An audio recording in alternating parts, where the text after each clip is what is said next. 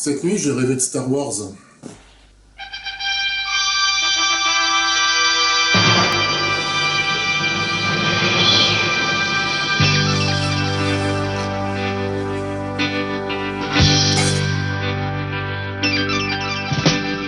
Là-bas, dans les étoiles, la guerre passe comme un soleil.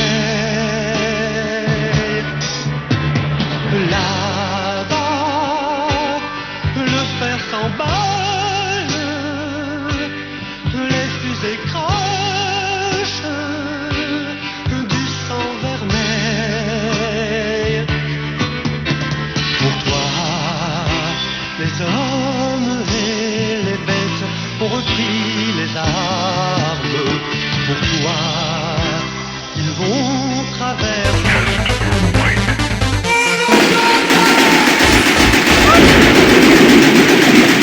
Dans les années 70, Star Wars, ça a été une révolution. Le gars, George Lucas, il a fait un truc de fou. Il a fait un film qui commençait au milieu. Je fais partie de ces personnes qui pensent que George Lucas n'a jamais prévu tout l'univers étendu qu'il allait y avoir dans Star Wars. C'est-à-dire qu'il a commencé par l'épisode 4 uniquement par originalité et que peut-être il n'avait jamais pensé faire un épisode 5 ou un épisode 3, ou alors il a dit qu'il y aurait d'autres épisodes plus tard en se projetant éventuellement. Tell me about that first script. Now, did you try to tell the whole story in one script? Well, at that point, it wasn't the whole story. I wrote a script, and the script was very ambitious. It told a very large story, when I finished it, I realized that it was way too big to make into a movie.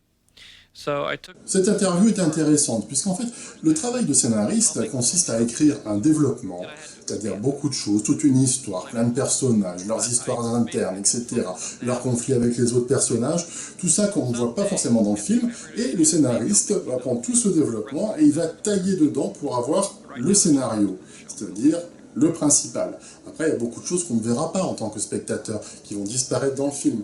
Par contre, Lucas, lui, va essayer de garder tout ce développement, c'est-à-dire tous ces personnages secondaires, et créer des histoires dessus, et exploiter à fond ce filon Star Wars qui a marché grâce à un scénario qu'il aura pris au départ, c'est-à-dire Un Nouvel Espoir, l'épisode 4, et il va créer d'autres films à partir du même développement, à partir des mêmes personnages.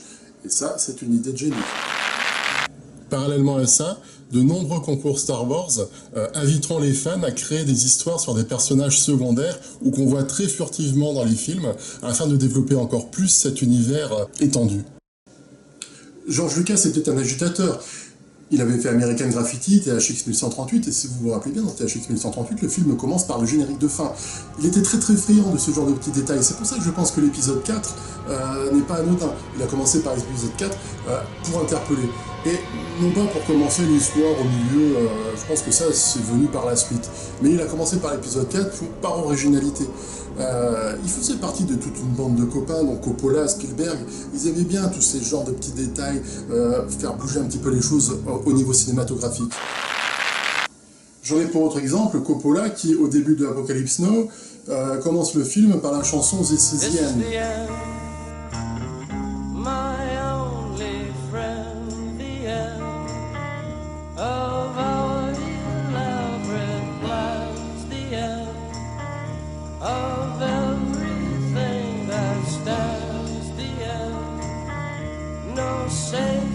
De plus, ce genre de film, Star Wars, il y en avait beaucoup à l'époque. Il y avait beaucoup de films. C'était de la série Z, hein.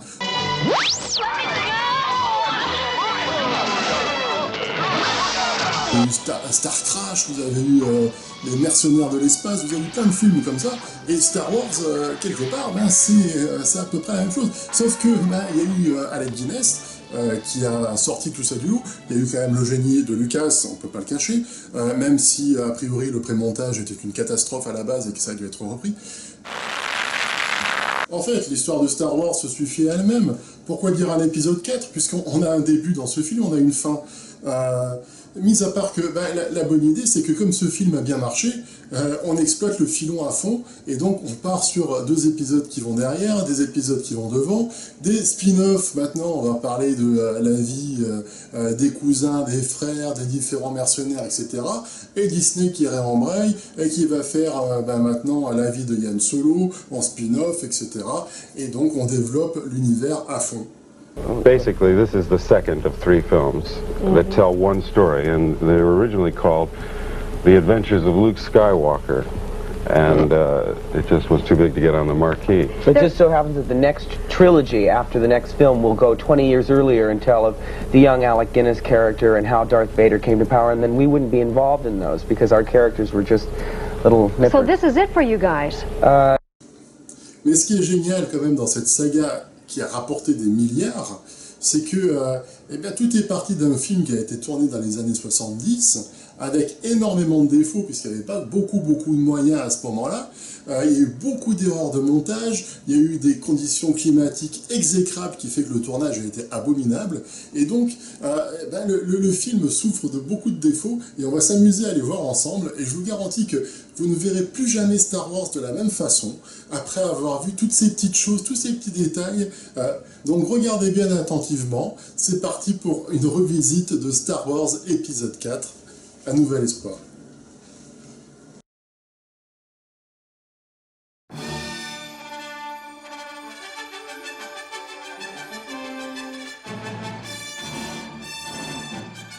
Il y a un truc que je comprends pas, parce que Star Wars, ça a été traduit la guerre des étoiles. Mais c'est pas ça, Star Wars, c'est les guerres de l'étoile.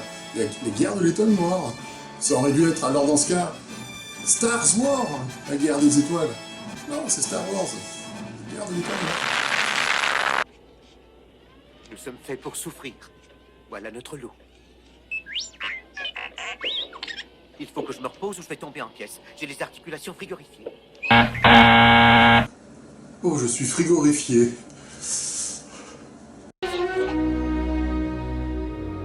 Alors cette scène est assez intéressante puisqu'elle montre un petit peu l'amnésie de l'oncle Owen et la tante Beru par rapport à C-3PO. On se souvient que dans l'épisode 1, Anakin fabriquait C-3PO sur Tatooine.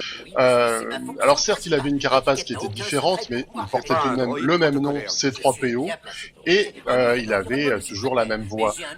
Notez bien que sur cette scène, le droïde rouge se trouve à côté de R2-D2. Je dois aller à Kotoché, on vient de livrer les pompes à l'azoconvecteur. Il n'y a bien qu'un seul droïde rouge à côté de R2-D2. Je dois aller à Kotoché, on vient de livrer les pompes à l'azoconvecteur.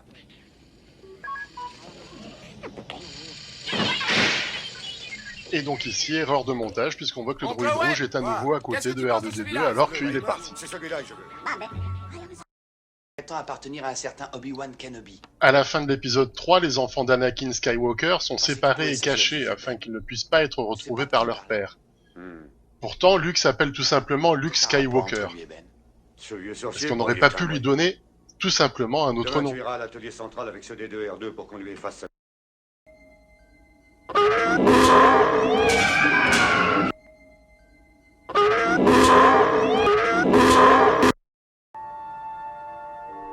Dans l'épisode 3, on se rappelle que Obi-Wan Kenobi a une trentaine d'années. Or, dans l'épisode 4, qui se situe 20 ans après, on a un souci de raccord avec Alec Guinness qui fait beaucoup plus que 50 ans. Je ne crois pas avoir jamais possédé un droïde.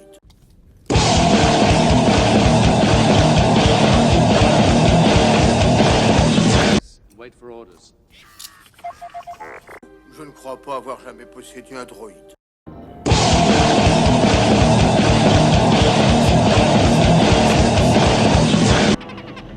D'accord, dans ces conditions, moi je stoppe.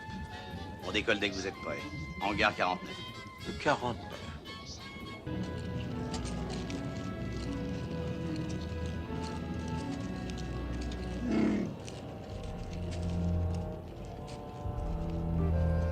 Vite, bloque la porte. Vous deux, vérifiez de ce côté de la rue.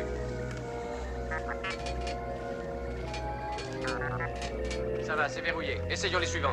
Le garde impérial, il arrive devant une porte fermée. Ah, c'est fermé. Bon, tout va bien, on continue.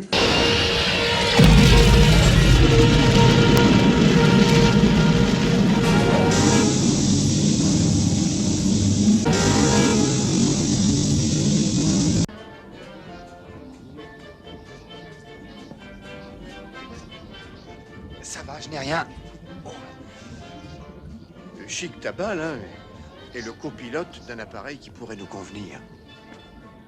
Chic tabac, tentative d'explication. Chewbacca, to chew, veut dire mâcher. Mâcher, chiquer. Tabac, tabaco. Tabaco. Chewbacca, tabaco. Baka, bako. Chewbacca, baka, bako. Chic tabac. Tentative d'explication. Allez, Chico, on est là-bas.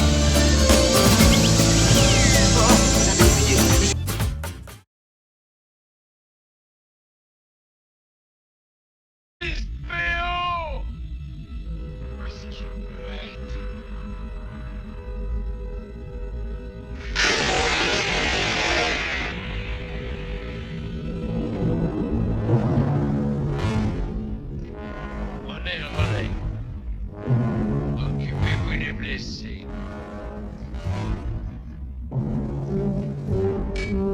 Attention, il y a...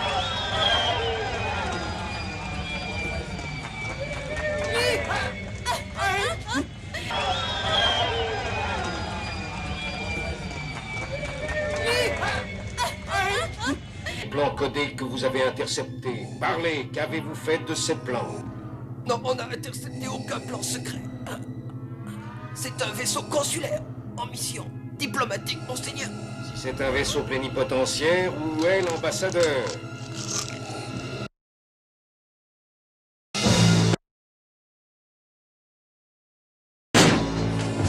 Commodore, fouillez ce vaisseau de fond en comble.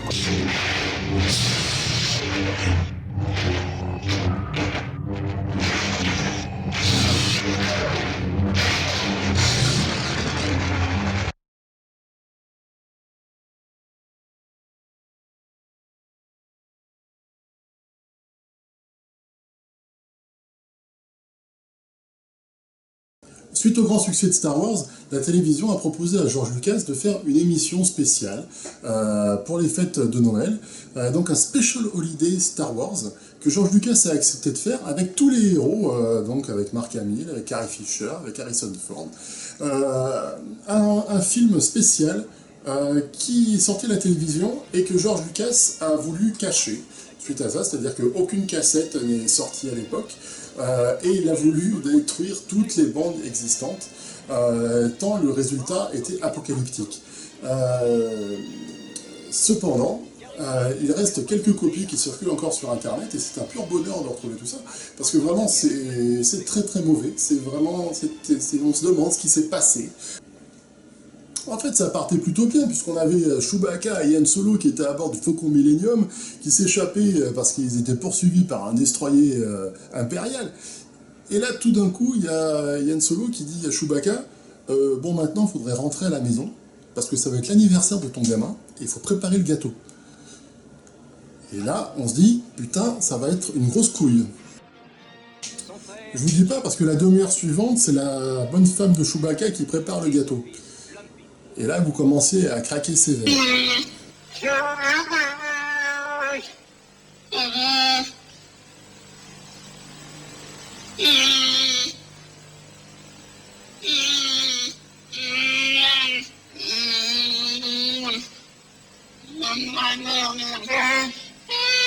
Heureusement, on a droit à un grand moment musical à la fin avec Carrie Fisher qui chante le générique de Star Wars.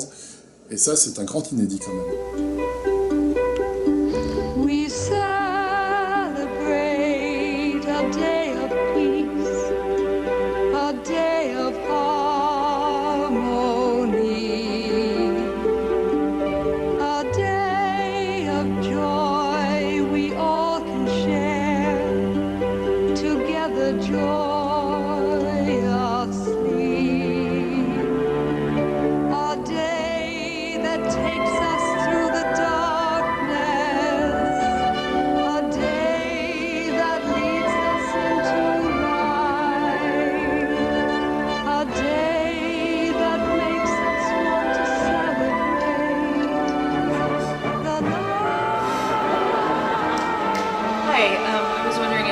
talk about the filming of the Star Wars Christmas special.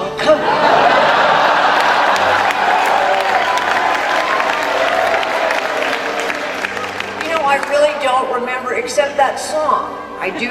We celebrate our day of peace. This is a YouTube moment, isn't it?